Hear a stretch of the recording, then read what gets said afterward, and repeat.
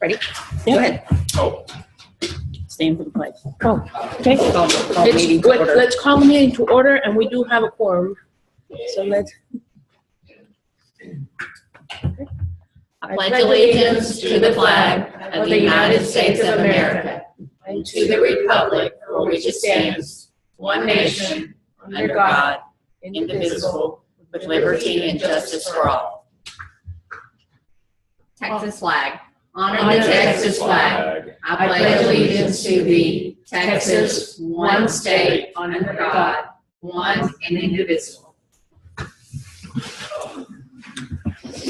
So today we have about 13 items on the action items. Many of them are related to each other, so Dr. Simmons is going to walk us through it.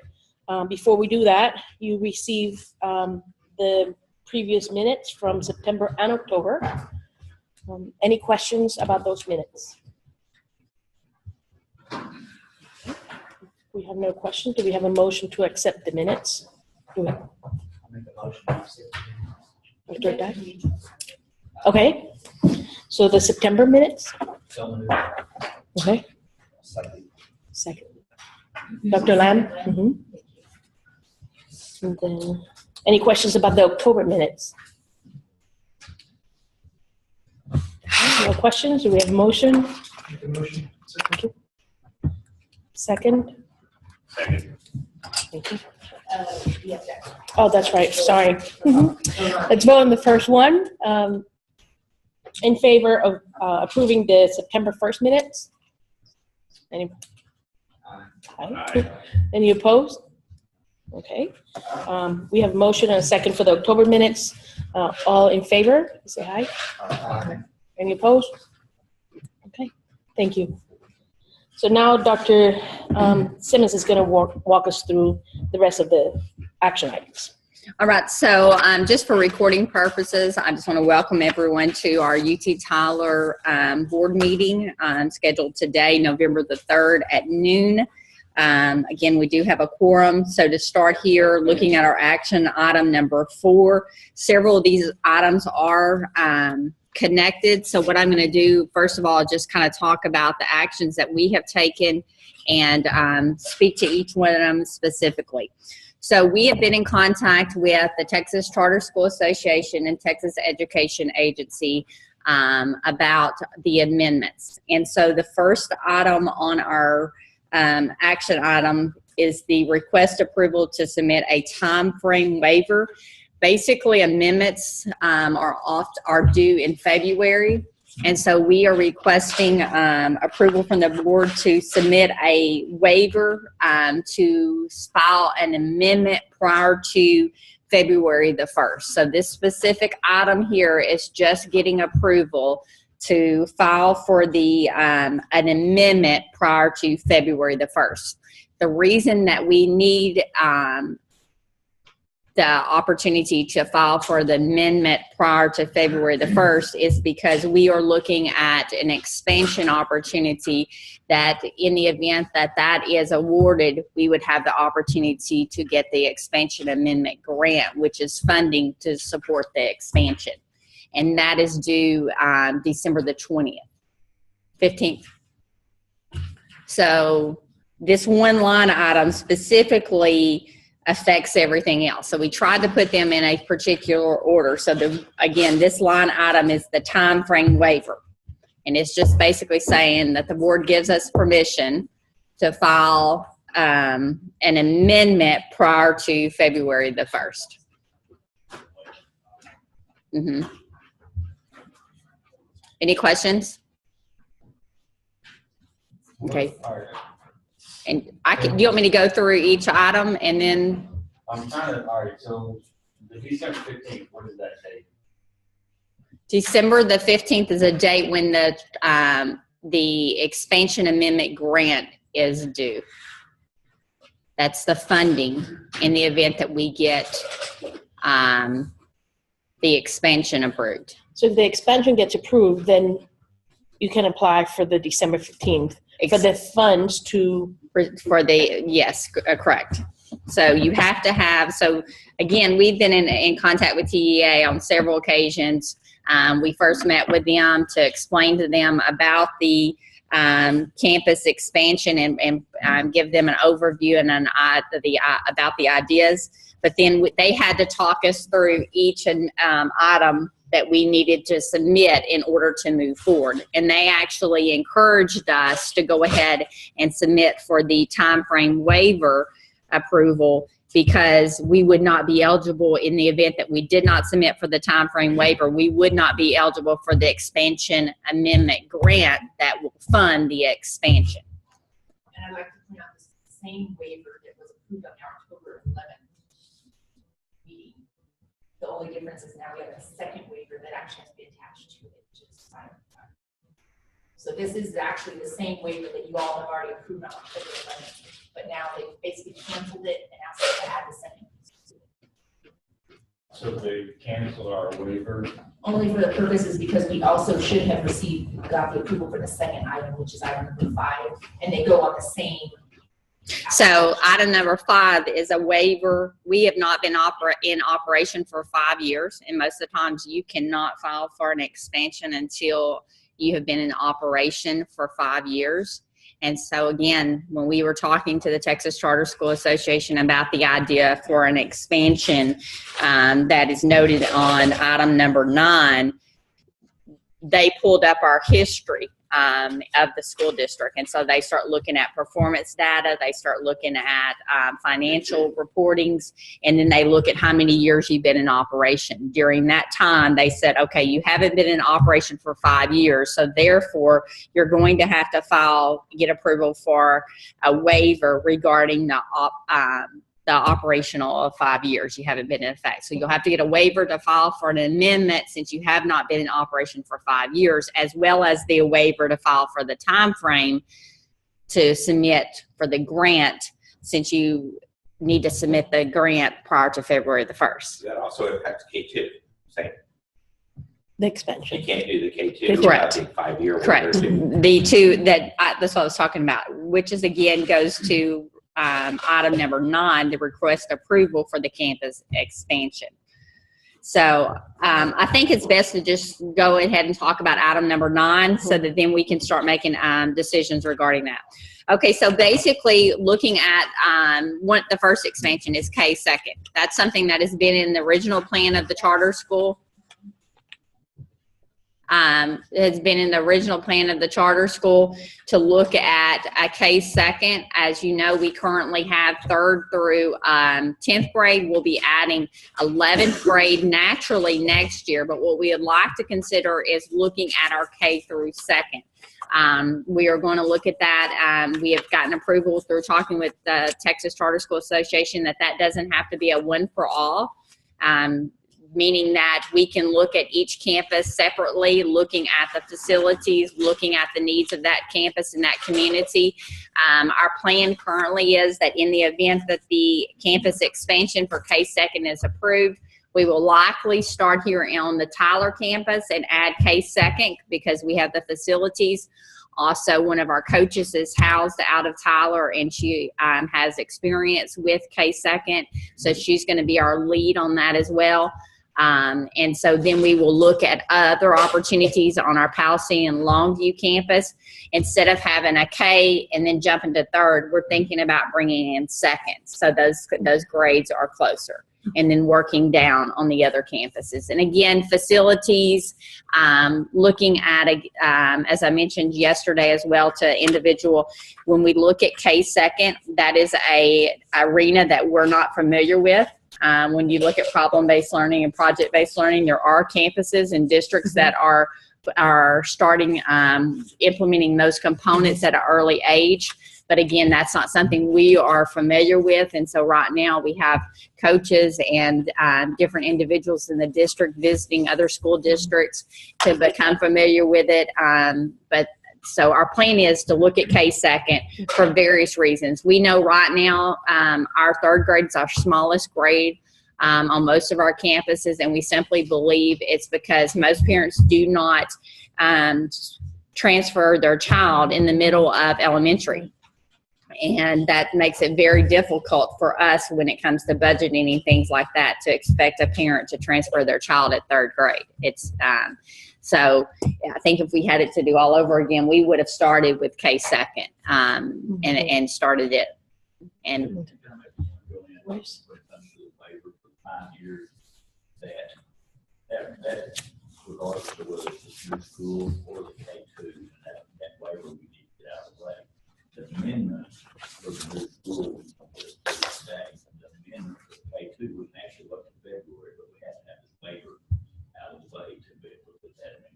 okay. So is the K2 expansion on this document? Because I don't remember. And Just for the waiver. Because I figured it was still coming in. right, but the expansion amendment request form, is that not including K2?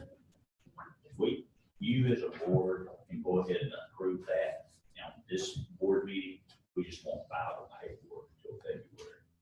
For the K-2. So the paperwork is not included in this. No. Okay, got it. Okay.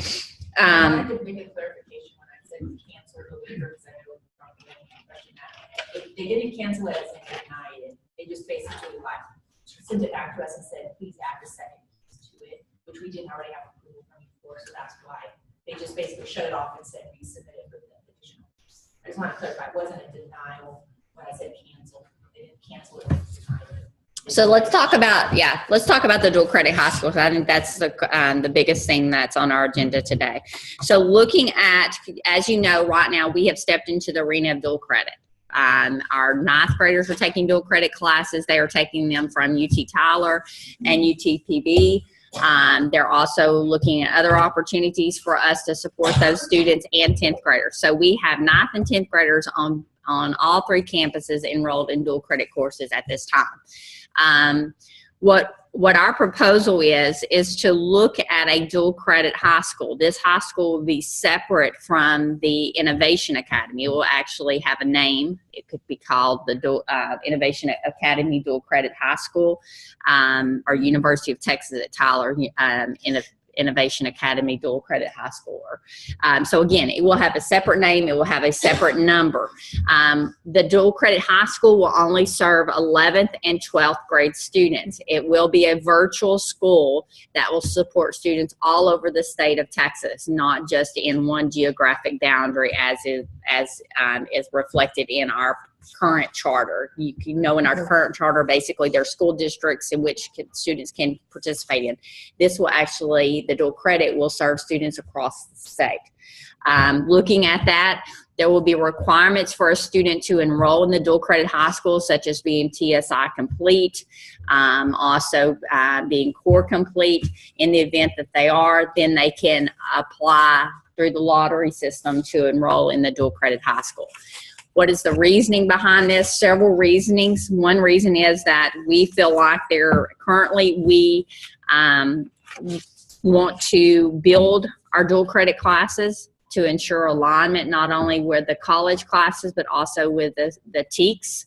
We question that alignment currently. So in the event that we have a dual credit high school, we could actually oversee the development of those specific courses, meaning that we can identify a professor, we can identify a high school teacher who has both, again, the knowledge of that arena, specifically the high school teacher has the knowledge of those TEKS. We can even develop a template that all of our dual credit courses could actually follow, looking at building in even some PBL within those dual credit courses where the student actually completes a project. Right now, those dual credit courses are very traditional. They oftentimes, all of them are built by different people, so that individuality comes a part of that, meaning that when a student enrolls in the course and they log on, it looks very different than the course that they were enrolled in last semester.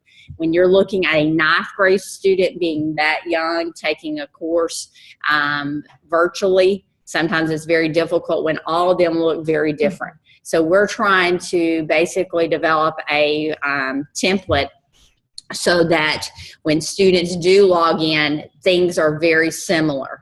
So some consistency with the courses. Again, another opportunity for our students for us to oversee those things and make sure that they are the TEKS are embedded into that coursework. We can oversee the textbooks. You know, when we're working with a professor, right now we spend a large portion of our budget went to purchasing textbooks. When we own the courses, we can work with that professor to request that textbook be used for a certain number of semesters.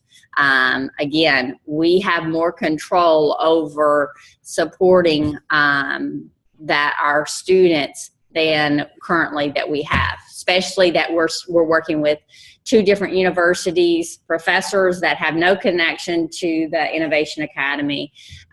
There's not that PBL component in there. Again, when we, in the event that it's approved, we can develop a framework for how the courses are developed. And within that framework, we can put in things in place that actually mirror our campus as well, our model.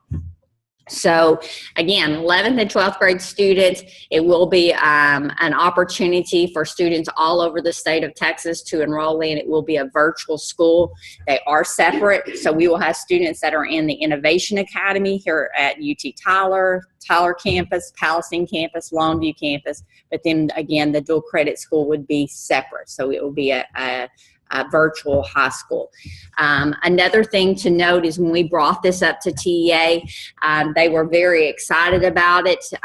One of the things that they see is that, one, we are the only university charter school that stepped into the high school arena. Therefore, we have the opportunity to develop dual credits at the university level. So students are actually getting dual credits that count towards at the university level versus a local junior college. Again, looking at a lot of the rural school districts and networking with some of those school superintendents, as much as they would hate for their student to withdraw from their school district and attend our dual credit high school, they said, you know, right now that's something that's not an opportunity for their child simply because of the location. So if you think about a student that lives in a rural community, oftentimes they either have to commute to the community college, or they try to take a virtual course that oftentimes is not a university course. Again, we will have the opportunity to develop virtual courses and ensure that that student receives university credit. On top of that, it will be free of charge for those students. Right now, most students in a traditional high school that are enrolled in a dual credit course are paying those fees along with those textbook fees. So since we will be receiving funding from the state to support the dual credit high school, that funding, again, we cannot charge that student a rate for them to enroll in those dual credits. So a kid that's TSI complete, they don't have really a big interest in doing the sports and things like that. They really just want to focus on an opportunity to get into college. They would have this opportunity. This would fit that student. This would be a school that would really, that student would benefit from. And I think the community at large, looking at all the different rural communities and our communities, larger communities, I think it's just a great opportunity for students. So when we presented the idea to the university is very open to it, UT Tyler. We've also talked about agreement with how that we will not be charged. Right now, we're currently being charged. I think we paid a little over $50,000 for our dual credit classes this semester for our students serving the Tyler, Longview, and Palestine area. In the event we build the courses, then we will not be charged for our students to take the courses. Therefore, that's a huge revenue for us. That currently we're having to cost savings for us, which then turns into a benefit of a revenue for us that we currently don't have because we're paying out. There's very little overhead when you look at a virtual school. So when we have an opportunity to show you the business plan, our goal is that this school will help us fund our district at large, and that's legal. You don't have to separate the campuses out, that if this school makes more money, that we can only utilize those funds to support the virtual school.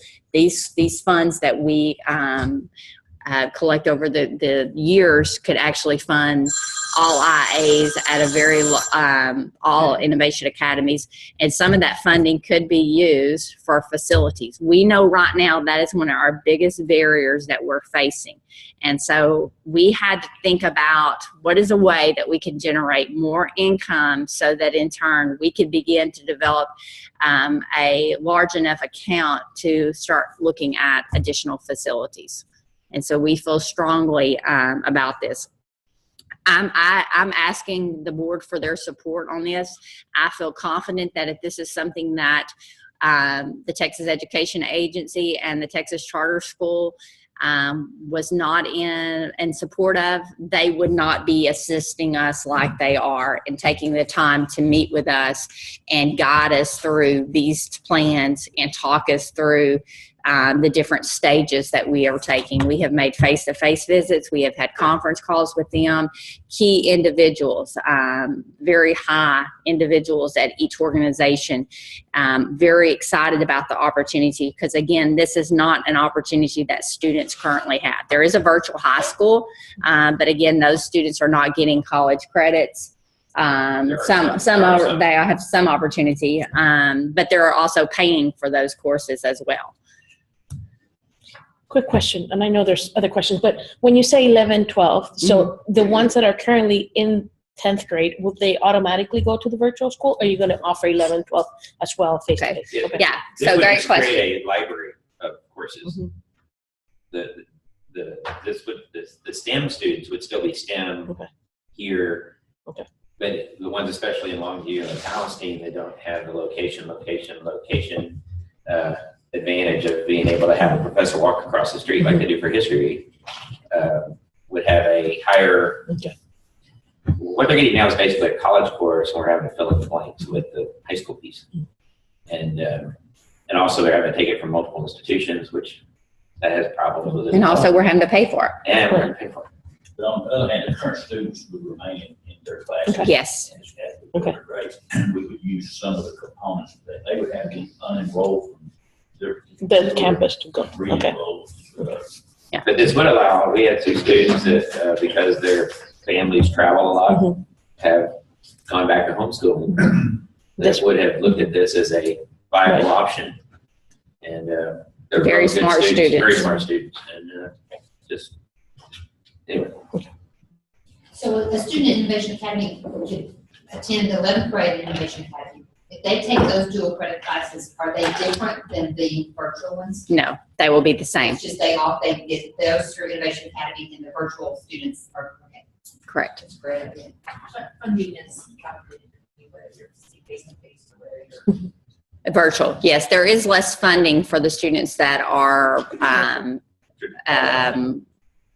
in the virtual school, enrolled in the virtual school. There is a difference in the funding, but looking at the business plan, it's a win-win for us. Very little overhead. Again, you don't have to have the facilities. You have the courses that you pay a one-time fee basically for a teacher to build, and then have a contract for them to have to go back and make adjustments as needed. You bring in graders to grade the assignments because they're all virtual. You pay the teacher a stipend, the professor the stipend, the teacher being important as well, the high school component.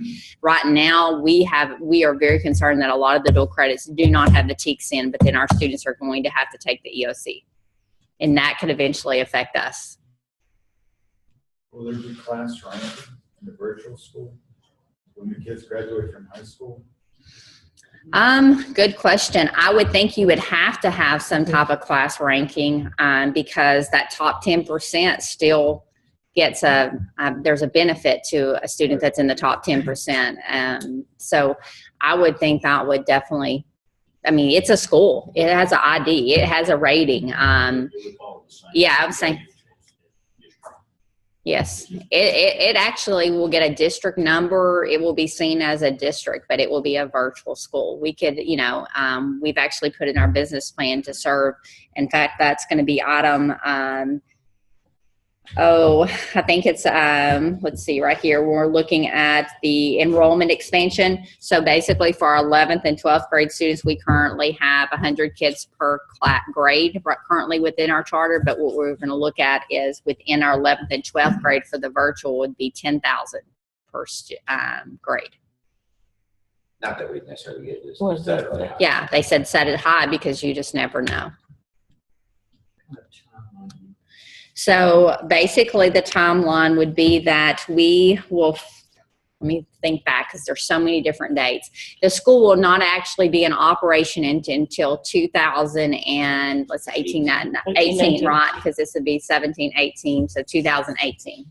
So next year, we would actually find out if the school is funded at the end of May. If I'm correct on that, please correct me because I know we've had so many conversations. At the end of May, once we get confirmation if the amendment is approved and the expansion is approved, and then we would find out whether we actually get the grant funding in May as well, then we would begin to identify individuals. That money would be used to develop the course as well as marketing, because when you're talking about an expansion that is across the state, you're not just marketing for Tyler or East Texas or Gregg County, you're Anderson County, you're looking to market across the state of Texas. And so definitely there will be a part of that grant will be utilized for marketing. And then again, a part utilized to support personnel that's needed to build courses and do paperwork and things like that. That's tied to that.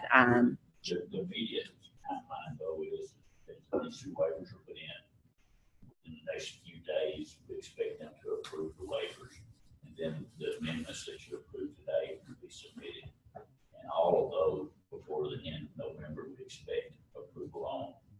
Want to go ahead and start working on the charter school startup grant, which is due December 15th. So all of that will go in. They will award the grant in May of next year, and we have a planning year in essence. And during that time is the time that we develop, of course, is our policies, our procedures, and that. Just like starting a new hospital, a new school.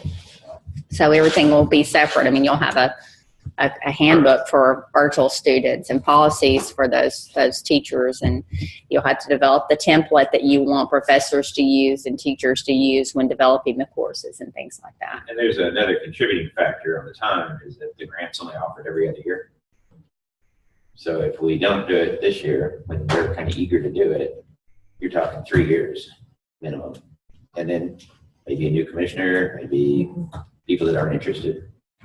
Yeah, you just, I wouldn't feel comfortable coming to you as a board if we haven't taken the steps to have pre-meetings with TEA and Texas Charter School Association to go over these ideas and plans. In fact, we wouldn't have known what actually to put on the agenda without their support, because they have actually walked us through and said, you know, you're not been in operation for 5 years, so you're going to need to go back and do this amendment and things like that. I think it's a great opportunity for us to develop these courses, to ensure the TEKS are embedded. I think it's an opportunity for us to support students across the state that don't have the opportunity, students that are at risk and high ECD. You think about it, if they can get a year or two of college with free of charge, they step into the college, that college loan looks a lot easier to manage on their part. And that's just more students that we are able, that are highly educated, that society currently doesn't have, and the opportunities for these students. On the time frame, my understanding that this is something you wouldn't start till 2018-19, that school? Yeah, Correct, yes. So is there a year? Yes, a year of planning. The upcoming juniors, is there a year where we're not going to have that available? No. We will. The academy stands on its own right now. Okay. We will continue to grow to 11th grade next year. We will continue to work with other institutions or UT Tyler or institutions to support our dual credit students. Okay. Our goal is to build these courses that will be used for the virtual school, but then also we will use them for the Innovation Academy High School as well. I would say it's still faculty, we have the money in May. Faculty decide they want to work on these with our high school teachers. they could be piloting these new courses with our kids next year. Yes.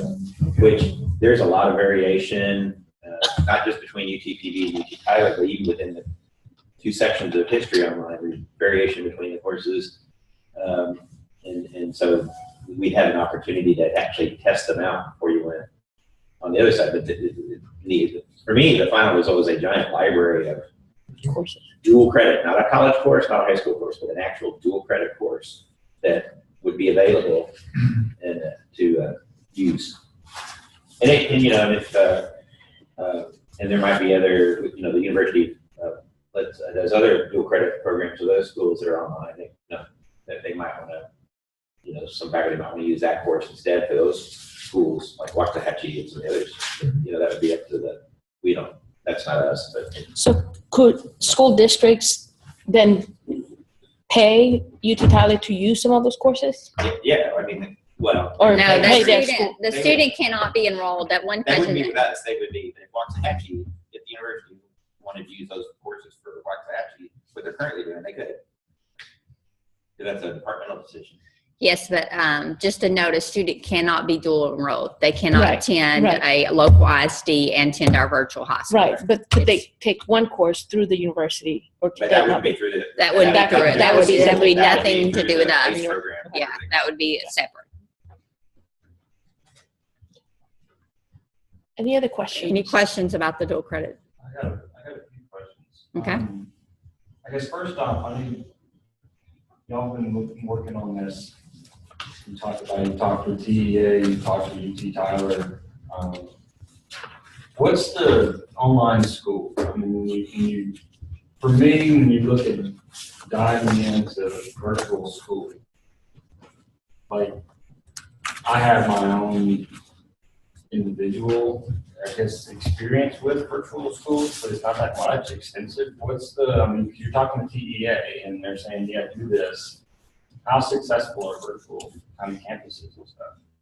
Well, we've actually looked at it. You want to talk to him about that? We pulled it up this week. Virtual schools that are just virtual high schools, that only have about a 40% completion rate. But once again, we're talking about a different population here. And that's nationally. Pennsylvania probably has the biggest virtual school network. That's a huge one too. Texas has different options. There's Texas Virtual School High School Network that we could join. But then they can take courses from Louisville ISD and call it a UT Tyler Innovation course. But that's more of a piecemeal approach. Plus, we'd have to pay. UT Austin has a virtual school. I think Texas Tech does, but I don't have any information on that. And they'd have to pay. That was the other issue. One of the ideas here was reduce costs. But there's not a school anywhere that we can find in the country or in Texas that is only geared for, they're going to basically start college early is what they're going to do. And so for a kid and coming into 11th grade, they got to pass the math portion too. So that means they've got to either be done with Algebra 2 or you're talking about a different population than what's normally in a traditional 9-12 virtual school. So as far as it's a great opportunity for us to do something different. Check it out. And we don't have to admit 8 billion people up front. We want to work the bugs out. We learned that the hard way here. This school. So, anyway, I can find more information, but but even like undergraduate education for universities is about a 50% completion rate. It's going up every year. These kids are more savvy. But like I said, or like she said, the target is really going to end up being homeschoolers, rural communities. It's not going to be the traditional kid. I mean, if they love their school, they're not going to switch into this. Yeah. Would the grant money provide enough funding to do the development without any additional money coming from the Innovation Academy? Yes. Yes. But it The cannot grant's be. $800,000. We figure course development based on 20 courses is about $500,000. There's $100,000 in there for some additionally for Marketing. so that includes the personnel cost to build the courses, marketing and hardware, and then another $100,000 will support coaches or people or faculty if we have a liaison or whatever. There's another $100,000 that's really at this point we'd have to figure out how we want to budget it. Yeah. But you'd have to have a person that would be committed to developing the policies and procedures and all that as well for this virtual school. Kind of an administrator over. And then the outcome, so we can get all our courses created, get off having to pay $300 a course at UT Tyler or $150 a course at UT Permian Basin, plus textbooks. The idea is to find open source books. Rice University has a whole series. They don't have English books, but they got everything else. They got every math course on demand. And if faculty have a better open source book, or if they've written their own book and want to license it to this particular course to be an open source book, they could. But it would cover all those costs. Any other questions? I mean, I had questions. You said a lot. I don't know. It seems to be that you got these documents 2 days ago. You're having a vote on them, and it has to be today. That's what I hear. We have to approve today and make the timeline to get the proposal in by December. And I think I'll talk to you because when I read them, I thought, wow, I was putting in a new school. But then I thought, as a principal, if I was developing a proposal, all the details would, in my mind, would come after we know if it was approved or not. Because you're not going to write a detailed plan to then spend hours and hours and then say, well, it wasn't approved. So I think that helped me when I was reading through it. I'm like, well, think about how you would handle things. It's a general proposal to see if the state gives us the permission to then move forward and plan in detail with that. Yeah, because they could easily, we could write the proposal and they not accept it. I mean, there's no guarantee that they're going to accept it. This is just basically to cover that we have completed all the required documentation in order to submit the expansion amendment. And in our initial conversations, we didn't want to start until 2018, 19. And when we talked to them about it, they said, well, listen, we've got this church school startup branch due December 15th. If you want to be in that time frame, you've got to get this in now. So this was just a month ago when we started talking to them about it. And they said, let us have a paved the way so you can get it in now. So yeah, it has been a quick turnaround, but it's been there. Yeah, and we actually went to talk to him about K2. This part, so on my K2, and one of the things, our last meeting, we want to expand that to K2. To me, that was like an easy decision because it's the model we've kind of been doing. We're still going to be face to face. We have to incorporate project-based learning. I think we have enough people on staff that can help make that happen. That to me was an easy decision. Now we're going with a different model and virtual campus. I get it's TSI complete. So you're talking about kids that in essence are college ready and they're juniors and seniors. So we take classes. I like the idea of being in charge of our own destiny with respect to the development of courses. I have had an opportunity with another hat that I wear to talk about how to get faculty involved in the UT Tyler campus to make these classes so that we do have the insight from the higher ed component with our Innovation Academy. I see that, and then I talk as a board member with a son also that's in Innovation Academy. I asked him, so would you like an online campus or class? Would you like face to face? He's like, I want face to face. Well, that's him. But it's not going to impact him. All right, so here goes to my next question is the plan that if these classes are created all online for the all online virtual, does that mean that our Innovation Academy, we'll call them traditional kids, will be taking these online dual credit classes? Or will there be face-to-face dual credit classes or some different? Currently, if you're in Palestine and Longview, you're getting online classes. Okay. Tyler, history is, for all kids, Yes. is live. And it's just someone coming in and lecturing. And then music is online. Right. It really depends on how the university offers. Or we could do the model like Austin uses, where the teacher uses the online piece but teaches the class live, which is what really this courses would allow us to do that. For our STEM Academy students, the online virtual high school would not be STEM. It would be a generic high school because you couldn't do the CTE pathways in the online environment. So all that we would use from that, but we can't develop the courses regardless without you taking additional money of ours. If we don't do this, we don't have a funding source. It's really about the funding source and a way to be a leader statewide, if you're university in my mind, which other people may have different ideas, in what a dual credit course should look like for a high school student, not just a college course that somebody makes or just some junior college, here's the syllabus, teach it, and we'll bless it. So that's sort of the idea. So that's, I don't know if that totally answers the question, probably didn't, but there was no intention for the STEM students, like the kids in the virtual high school will not have Project Lead the Way. I mean, and the kids live, they are a STEM academy. That's the whole point. That doesn't change that. There's just like she said, they're gonna, here's a way to get something built that could actually generate income because of low overhead that could actually be, the university's never going to prioritize that sport building, ever. And so a way to build up reserve, sort of a way to also get actually additional resources, period.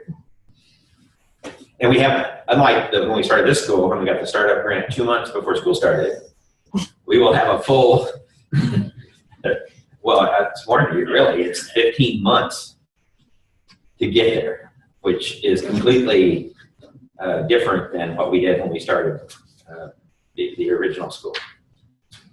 There's a long spreadsheet that has a bunch of numbers in it that show kind of the estimated costs of the stuff for the number. So when you put 20,000 students, you talk about, make it big. We won't get that big. All right, I get that. So we do get some, okay? A couple of questions about the students that we have. First off, yes, there is a selective type of aspect to this because of the requirements being freshman, sophomore, and freshman with respect to a couple of courses and also the TSI. What about students that have documented special needs? Well, we'll have to, in the Rio Grande Valley.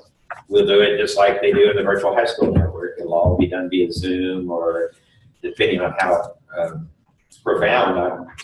I'm assuming they go to the local service center, or I'll let you talk about that. That is a question TEA asked, and so we're starting from a few assumptions. The biggest part of the special ed students who are going to graduate, it takes on foundation plan that for them to be successful in dual credit courses is probably not going to happen. There's going to be some, whether it's their vision or hearing or something like that, that are sharp students or whatever, some of the autistic ones that and we're going to support those. We have to support those by law. And one of the things that we want to explore once this is done is that if we have to, there are a lot of online services that are recognized by DEA to support some of those special ed populations, and we can, of course, we can go into those. And we may have to subcontract somebody if there's a population in the Rio Grande Valley. We may have to do a subcontract for somebody to take care of that, or we have to fly our person out there. That's kind of built in this, and a conversation with DEA was that if it gets to be unmanageable, then it may be that we have to back out. But nobody knows until we get our feet wet, because the assumption is that the biggest part of those special ed students are not going to be a part of this by self-selection. But if they are, we do that, sir. Would these schools be budgeted independently? Yes.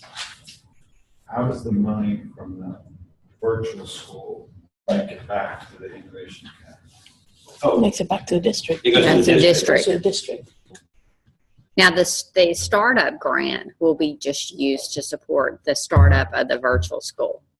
But the money that's generated from the school, the school district holds it.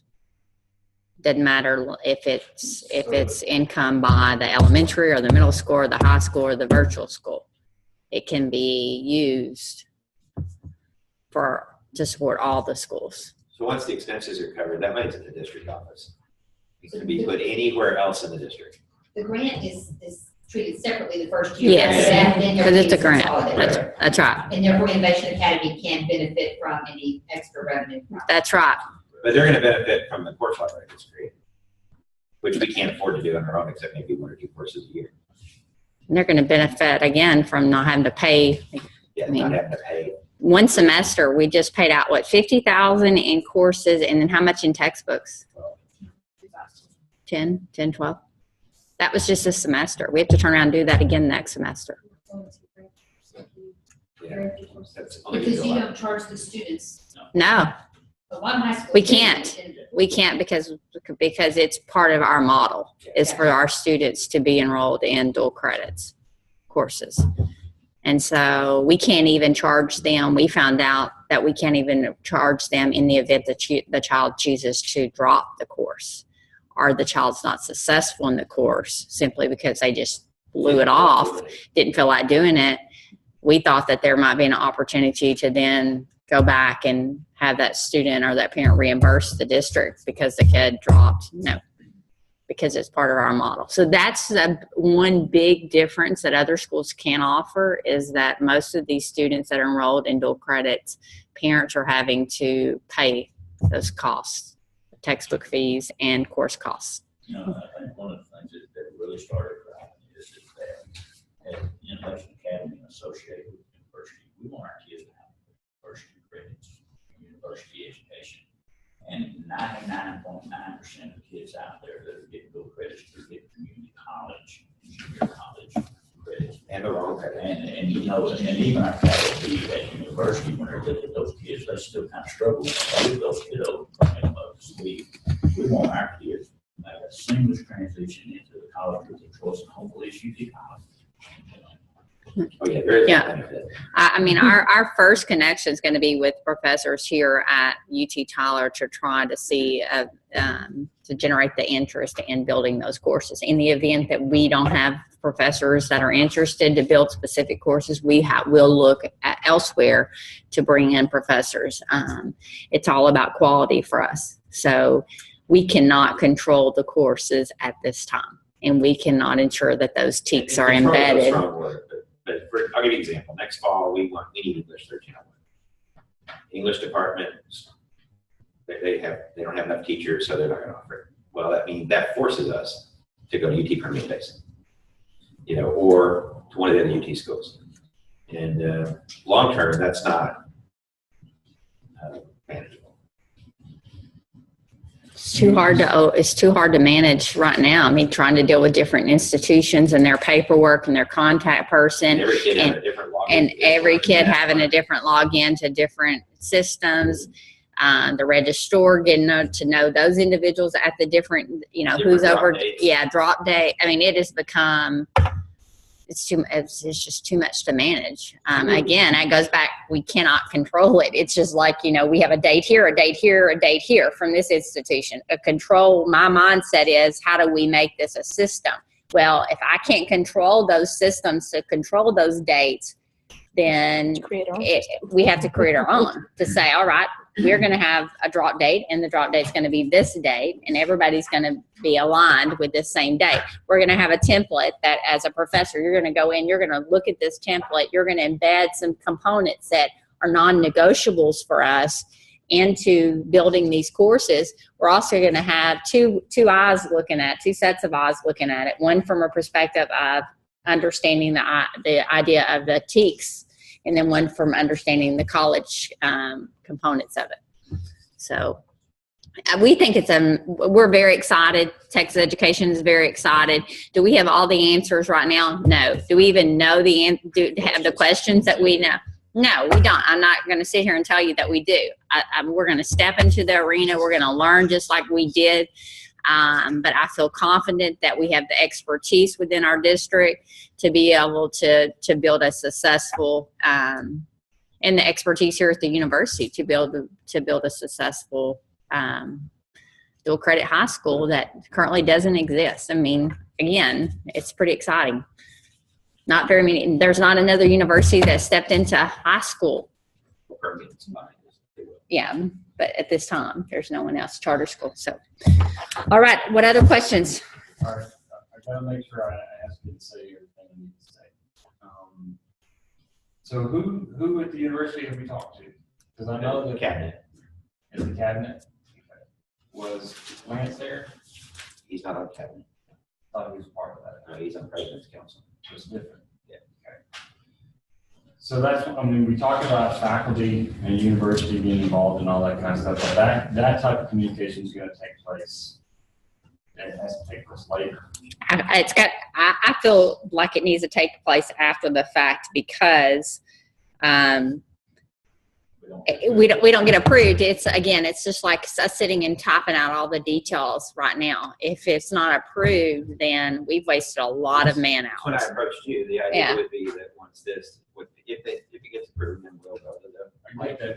So it would be the task would be to find a university faculty member somewhere, preferably here. Preferably. That Yes. would be in charge of working with a K-12 or a high school teacher to develop the course Exactly. so that it meets both TEA Yep. requirements and it meets university satisfaction. That's right. Yes. I wanted to say all this because I know we've had more Yeah. conversations than what's happening right now. So all the things that I've heard. So that's a desire, the creation of a class that is jointly created by a university faculty member and a high school teacher that will meet all requirements and things like that. That in essence would also, it would pay that faculty member and teacher to, in essence, own the content with royalty, because there's a thing in the. It would be a budget work for about hire. They get a royalty, so they don't own the content. They get Not a royalty. The University owns it. University owns the course. Texas, Yeah. But the faculty member, their textbook, they get every time it's used, they get a royalty Right. if the kid completes. And that's the design. That's the design. kind of there. We don't get paid if the kid isn't. Right. Payment to the university or payment for all of this. The university gets a little bit for student credit hours. Now is this, no matter if it's a UT Tyler faculty member that creates a course or somebody. If we have to go outside, my guess is we'll have to go through their university because our departments aren't going to recognize. So whoever, so if we have university faculty, then they'll get from, I guess. I'm hoping we don't have to go there. Right. I'm thinking out loud is that university benefits in a sense student credit hours. And then we benefit from having, they have to have completed the course before we get the money, the university or the Innovation Academy. That's right. You get paid at the end of every semester.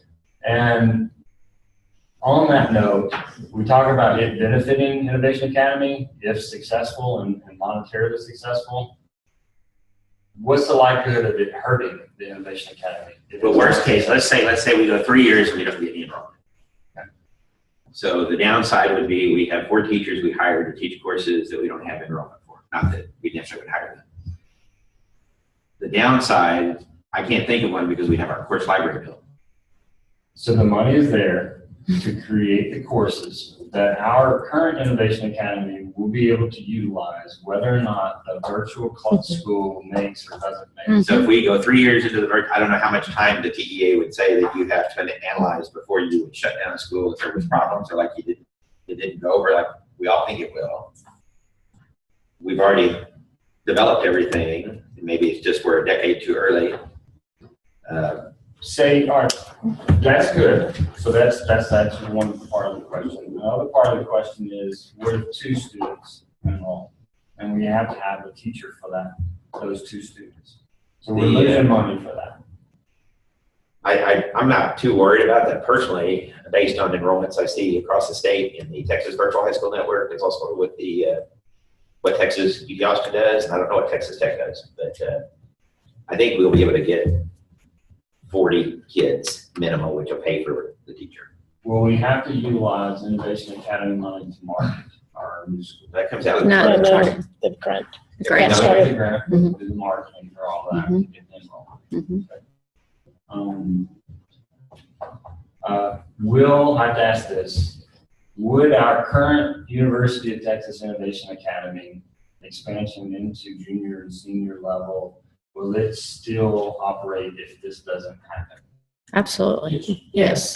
But we got to figure out how to deal with the course issue and the payment on the money. We are losing. What are we planning now? Because like if we don't have the virtuals, take virtual campus out and develop these courses, how are we going to meet the need? If we base it on what's been happening, I suspect within the year, all our college credit will come from UT Permian Basin based upon there's the reticence of departments to build things with the money. And we pay half for an equivalent course. So we would, there are courses out there that we would be able to tap into our current or future. So I'll give you an example. Next semester, we need to offer speech. The communications department is not ready to offer speech. We have already started the paperwork to sign up to do speech again through UT Permian Basin. You have to understand that any course that we need is already available at the junior college, but we still won't go there. That's my thing, is that you'll still operate, we'll still pay, but now this is something that we But can do. I find it kind of embarrassing that UT Tyler, we can't get the, Well, you give them two examples where you're not getting. right, that's what I'm saying. So it's one of these that we have to work. If we do this, we need to make sure, not just at the cabinet level, that we have buy-in from the university. So the cabinet level was about money and the funding and how that would work. Okay, it wasn't about the details. Now it's our job to go to departments. I anticipate personally that math will have a hard time with this. But if all we have to do is one set of courses are outsourced, I can live with that. I hope that we can find somebody, because of your relationship with math, because we don't have to offer, remember it's not a STEM school, we don't have to offer the same stuff. So I think there's some play there, which maybe if they do, let's say I'm just making this up, college algebra, because they don't see that hurts anybody, okay? Oh, that went pretty well. Oh, okay, we'll come back and buy in next and try a higher level course. That's kind of my thinking. And there's time to get those discussions. 15 months. Yeah. Well, discussions need to start, I would like the discussions to start the minute the grant's submitted with the idea that there's a possibility of, We'd love to build I would like, if we get the money, to be able to hit the ground running. And I just know, and we've talked about, there's gonna be roadblocks. Yeah, absolutely. I recognize that. I think that's something we've been pretty comfortable with. I mean, wow, roadblocks. We could write a book about them. I told you that I came to you because I know that, not everyone loves me. So we can work from there. You put that on, right? Any other questions? Yeah. I do want to bring up an unrelated expansion question. It's not here that we did talk about, just in case it's something we want to discuss. The one we have with Brian, we looked at our data. John, I wasn't here to that meeting. You asked about schools. If we were traditional grade ranges, Hell yeah. how would we fare? Then I asked Brian to run the numbers. In addition to expansion, we could subdivide our current schools. Not with additional principals, just of course. Okay. But I'll use Palestine as the example. If Palestine was just a high school, if we just pulled 9th and 10th grade out, they would be tied for the top rated high school in the state. Number one. It's not so true. Yeah, I think Longview's in the top 10, 15%, and Tyler's a lower. Tyler has a different population, large special population. But the point is in addition to expansion, and I'm not saying we can do anything, this is one of those February things, that it may be something to think about. We do know if we went K6, part of this is those third graders that we get now, we're bringing them up to speed over 2 years. If you look at the data, they are coming to us by and large behind. I'm not saying that of all the kids. So there are some where to draw the line, but I just want to throw that this waiver would allow us to also subdivide if it looks like, I hate to disadvantage a high school student because the high school scores are, what was the word you used? Sort of masking some of the other grade levels. But at the same time, it's just something to think about. I'm not saying we should, but I know that she would love to say to everybody that she's the #1 rated high school in the state. I'm gonna say now. But, you know, and she only has 9th and 10th grade. You know, but 100% passed on every school. 8th grade up. And one of the, we did look at different breakdowns, like K7 sort of insulates us from 3rd and 4th grade issues, and 8 through 12. And we really do. Most of our 8th graders are in high school if you really look at what they're taking. I just throw that out there, and it's not really, it's just more discussion about what the expansion amendment, but it's something we should look at, because if you take just our school score and put it in the list of high schools, we could be lower. And I don't know if that impacts them in any way in the real world, but I'm just saying for bragging rights, whatever, it's just something to look at down the road. All right, so action item number 4, request approval to submit a time frame waiver. Do I have a motion to accept the approval to submit a time frame waiver? I'll make that motion. Mr. Humphrey made a motion. Do I have a second? Second. Mr. Aldridge has a second. Action item number 5, request approval Should we for a Should waiver. we vote? Oh, we need to vote, sorry. Can we take a vote? Yep. I'm getting through them now. We have a vote? All of Call Yeah, vote, go ahead. All in favor? it. Okay. Opposed? Passed. All right, go ahead. Request for approval of the waiver, the 5-year waiver, because we haven't been in operation for 5 years. We have a motion. Second? Second. All in favor? Opposed? The motion carries. Request approval for new designation application, accepts the written performance agreement. Noted What in is the it? application. What is the new designation? Oh, creating the new Yeah, number? uh-huh, Okay, yes. Okay. And that would be for the virtual school, correct? Yes, that's for the dual credit high This is school. not created. No, this is not the number. This is for the application that we actually have approval to submit the new school new designation application. Can I ask that before the application is submitted December 15th, that the board be provided with that? Oh, John, I was hoping you were gonna help write the application.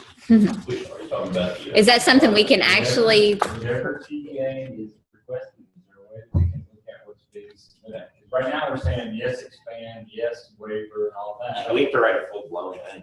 I get the full-blown thing, but what I would like, I don't. Is it electronically? For our board to be able to look at what we're saying, we're going to talk about. okay, so this action item number 6 we're on right now, that's in your packet, that's the new school or application. Oh, it's there. Designation, yes. Performance This one, the first one. part of- He's talking about the plan. He's talking about the charter school start.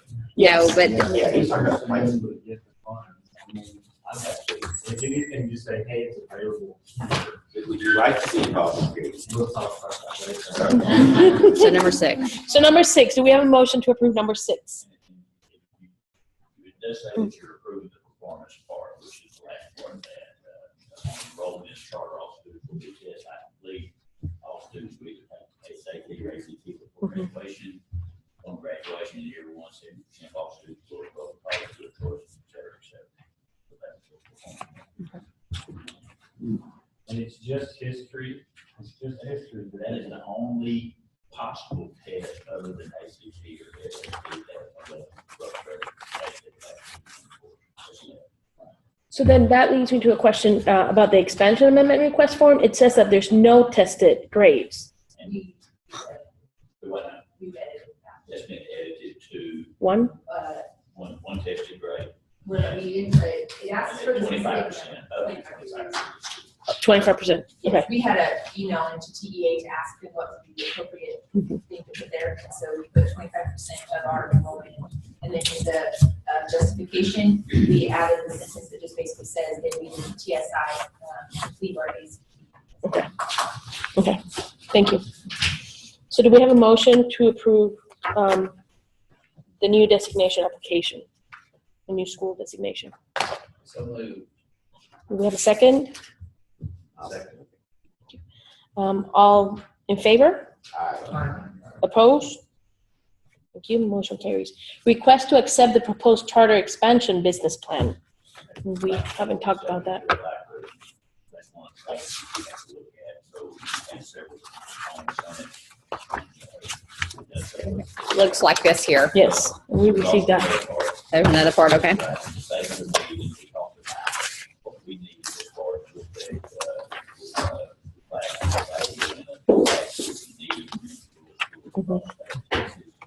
current financial condition of the charter. Of course, we've had severe ratings for the last 2 years financially. We have over $300,000 in cash reserves. I would just statement of financial position for the current fiscal year. You would find that we are projected to have $144,000 at the end of this year, just for this year, along with the rollover of the $300,000. Unaudited cash flow, taking cash flow for the current fiscal year.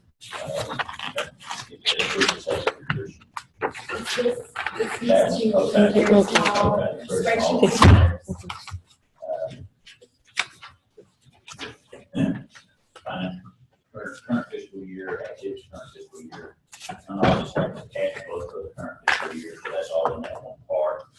Pro forma budget, which you have a kind of a color thing. So the budget is based on enrollment, anywhere from 100 to 2,000 students. And we would, I think that what we talked about is that we would kind of cap enrollment the first year or two and have a lottery system in place to make sure that we're going to be able to function the way that we want to. But we don't know what that looks like until we actually see enrollment. And if enrollment's 500 kids, and if we're looking at 500 kids coming in, that's going to put 12 full-time high school certified teachers in as facilitators and 16 graders.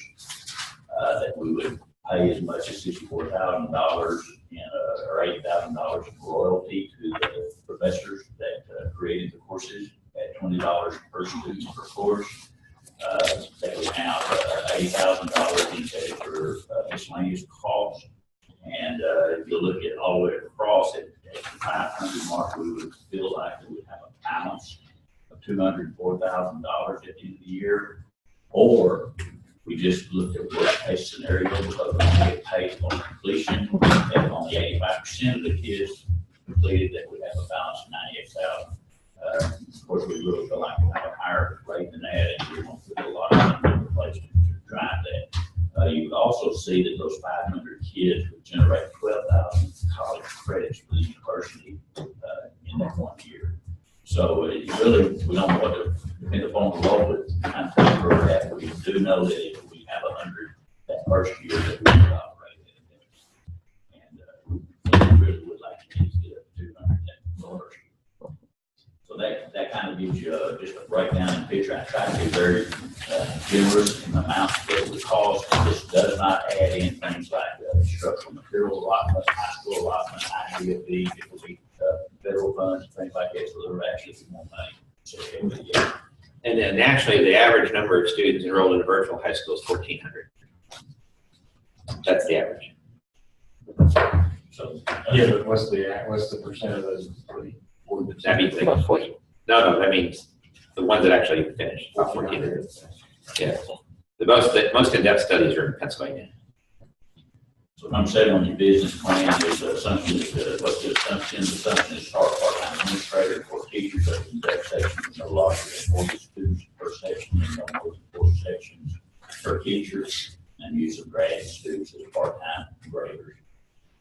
Statement discussing the use of debt instruments to finance part of the charter. The charter will not use any debt instruments.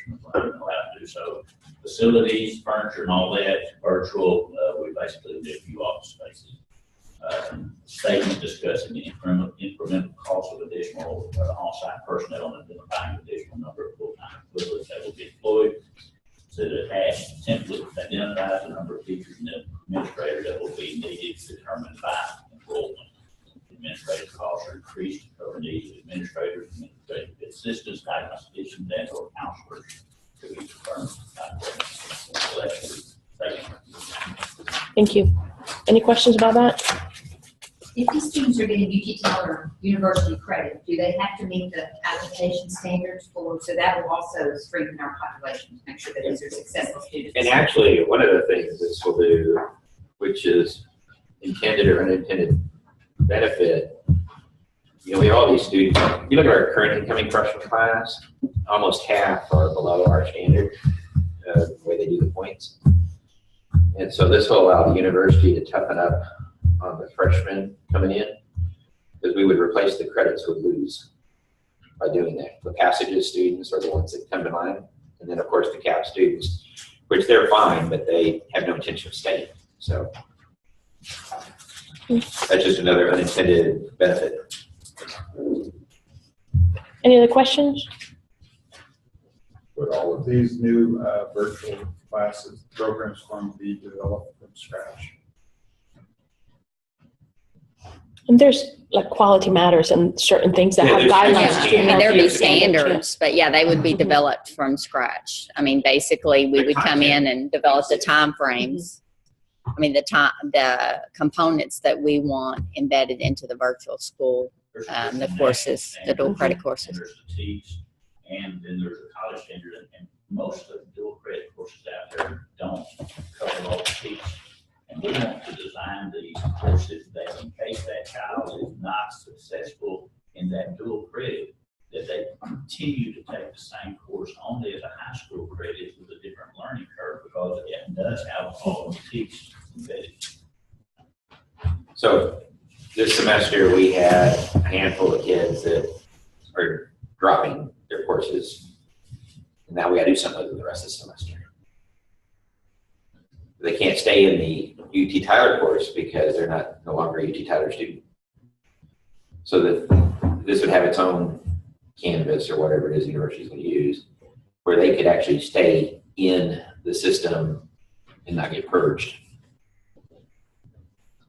And that's a problem at UT Permian Basin as well. I mean, they get Wanna be purged on and number you got to 7? figure out what to do with them the rest of the semester.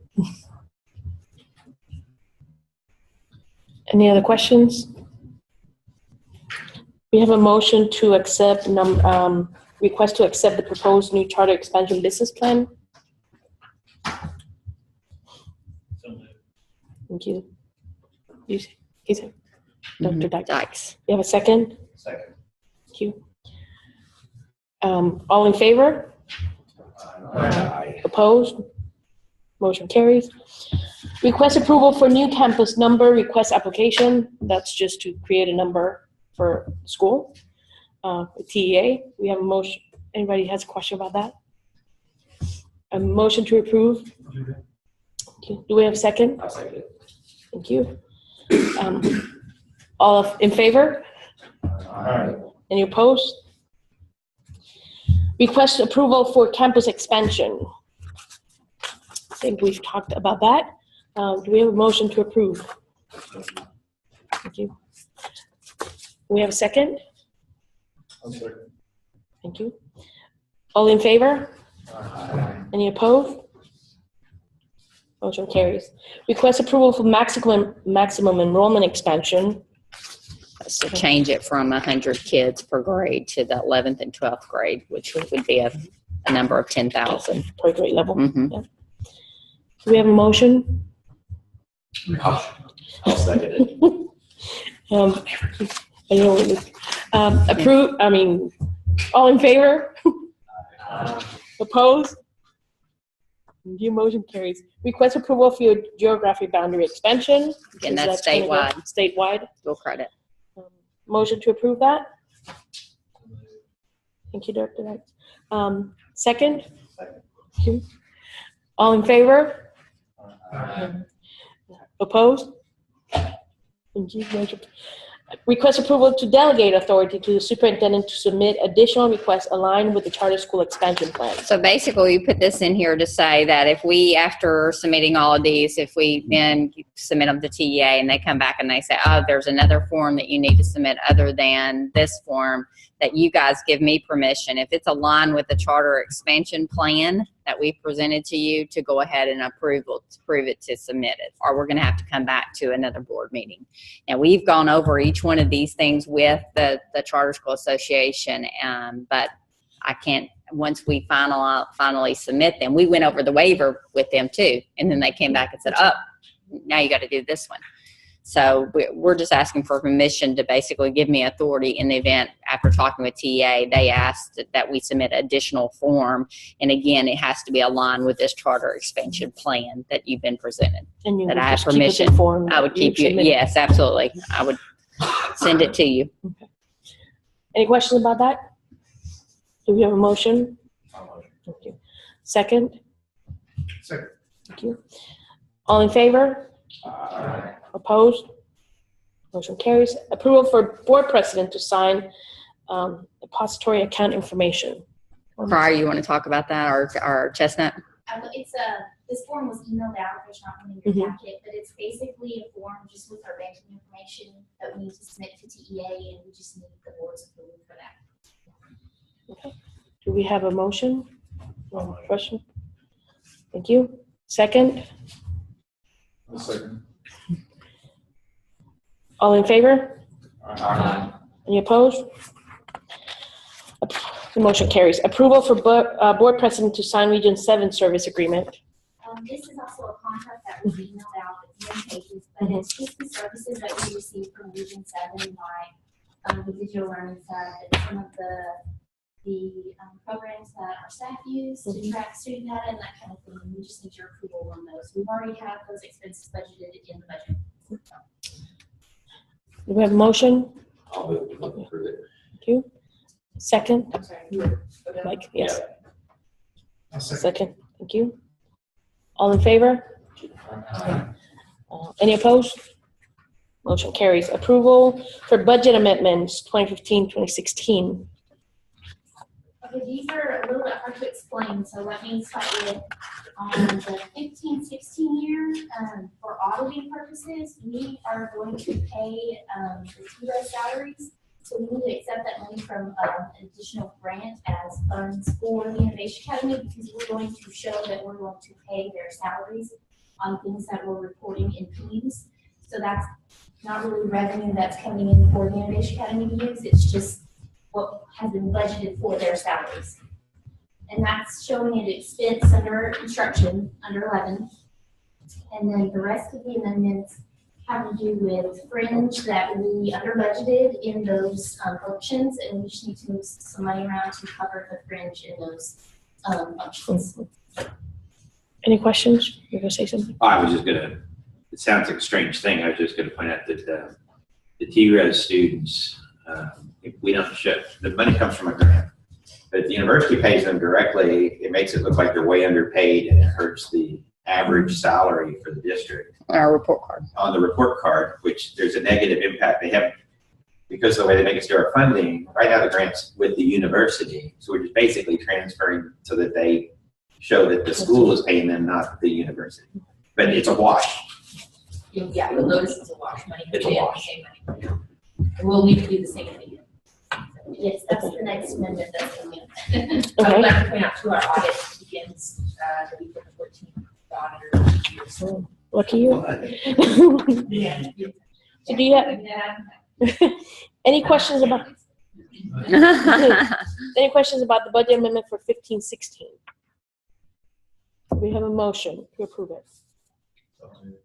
Thank you, Dr. Dykes. I'll second. Thank you. All in favor? Any opposed? Motion carries. Approval for budget amendment 16, 17. And Is this it the is same? just to run salaries for this fiscal year, so it's the same thing. Let's see. We have a motion? Thank you. Do the Aldridge. Do we have a second? Second. Thank you. All in favor? Any opposed? Motion carries. So now we have the information items, the superintendent report. Budget updates for 2015-16.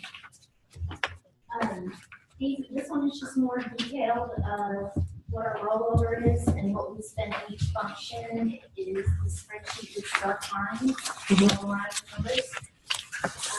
Just detail what we spend in each function, and then it shows what our rollover balance all the way at the bottom is, what projected before our audit. and this does not include the amendments that you just approved, so you'll see some negatives in there. Any questions? Thank you. All right, so basically this is just my opportunity. First, I just want to thank the board for trusting in the opportunity that we are looking at stepping into with our dual credit high school and our K-2. I'm very excited about the opportunity and assure you that we will keep you informed throughout the process, and we will do our best to ensure its success. So again, thank you for your support with that. Looking at our district enrollment, we've looked back. Basically, our current enrollment is 636. We've lost a handful of students, and we have tried to pinpoint, exactly. Bottom line, we've had the highest retention rate that we've had in the history of our school district across all 3 campuses. When I say we've lost a handful, it has been less than 5 to 8 kids on every campus. It just happens. It's just natural. It's going to happen. When we get new kids that step into an arena that is very different than what they have traditionally been in, you cannot expect that 100% of them are going to be successful. And so we have students that come from a traditional K through 6th grade campus. Our K through 5th, they step in at 6th grade. That's kind of the incident that's happened in Longview. I think most of her kids that she's lost have been in 6th grade. They came from a traditional elementary. It's just different. We have lost a few of our high school students. I think simply the fact that it's become reality. We've talked a big talk about kids being TSI complete and pushing them to take dual credits and holding them accountable. And when they're not if they're not successful, they're still going to have to complete that course, and it will count as a high school course because they've got to get high school credit, even though they're not going to get dual credit, college credit.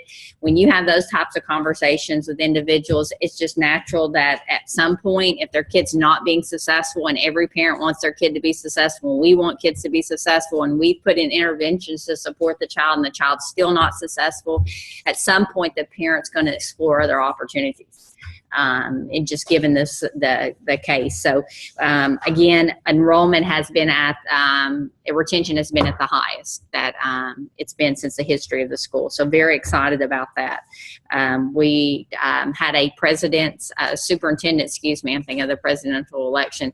We had a superintendent's a parent meeting on all 3 campuses this semester where I did an overview. I introduced the board members and provided parents information regarding potential K-2, also talked to them about dual credit expectations, talked to them about our model, talked to them about the components and requirements of a charter school and how we're in compliance with those. I will tell you that all 3 meetings I left as just shocked that there weren't more questions. I mean, it was all very, very positive from the parents, the direction of the school district, the direction and the opportunities that their child is being provided that they likely would not be provided in the event that our school didn't exist. The engagement that their child is currently the level of rigor, engagement within the content that they're excited about. So overall, I can tell you from my perspective, the community of our school districts within our school are very supportive. Our community of parents, each school is I see a lot of more different activities taking place on the campuses. I know in Tyler Friday night they had a trunk or treat. If you drove down Oman Road, that entire back area was nothing but trunk or treat, and just hundreds and hundreds of kids and parents. And I know each campus is doing a celebration and activity, so a lot more activities taking place on each campus. Design teams are meeting, planning. We have more parents in PTO than we've ever had. So very excited about the direction of the school district. Looking at T-STEM designations, we did receive our T-STEM designations for the district and all 3 campuses. We will be completing that evaluation. That is due at the end of November. Campus visits, we've had numerous visitors. Thailand came and visited at their education department, looking at our STEM environment. We also had visitors from other local universities as well as school districts, just basically visiting and looking at our model as it relates to PBL and problem-based learning and project-based learning, and questioning how can you do this and still get these results. And that's basically the biggest question that most of the school districts have. You know, we would love to step into this arena, but we can't risk it. Well, we said, well, we really risked it. We took a big risk, because, you know, if we weren't successful, we would have been closed down. You're a traditional ISD, you can still stay afloat. You might lose your job as a principal, but the school's going to stay. I'm going to Australia this week, Friday, tomorrow. And they know we're coming. We got an email about a month ago from Flinders University in Adelaide, and they attended a session we did, and I handed out the blueprint and all that stuff. And they're attempting to do what we're doing there, so I'm going to go check it out. And so that's kind of cool. And next week, I just learned in an email that Lady Sue Tunnicliffe from somewhere in England is coming to see what we're doing. I'll get with you later.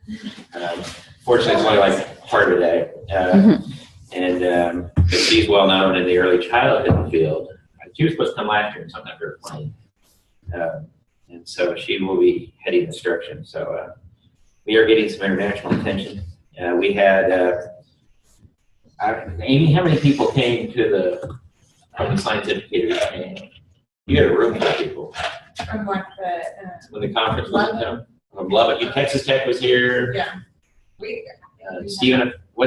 Who was it? It was Probably 14. North Carolina State. There was several universities that came, and the feedback we got, and I wish Kelly was here, was that it was the first time they've gone to a school and they were actually doing what they said they were doing for the most part. They did that for the most part, but it's still better than what we hear at most things we go to. So that was really exciting. And Texas Tech has the largest PhD program in science education in the country, and so for them to Compliment us. I mean, they didn't need to cut me; they could just have walked out and not said anything. So anyway, FYI, we're starting to get people's attention. Absolutely. Any other questions for me? Well, it is 1:27. Meeting is adjourned, right? Yep. Oh, do we have a motion to adjourn? Sorry. We've done it 20 times. Oh, we have a motion to adjourn. Second. All in favor? All right, I do need a signature from every board member, so please do not walk out without me. I'm just reading that. Another one? Actually say that you did and have to prove everything that you were. Oh.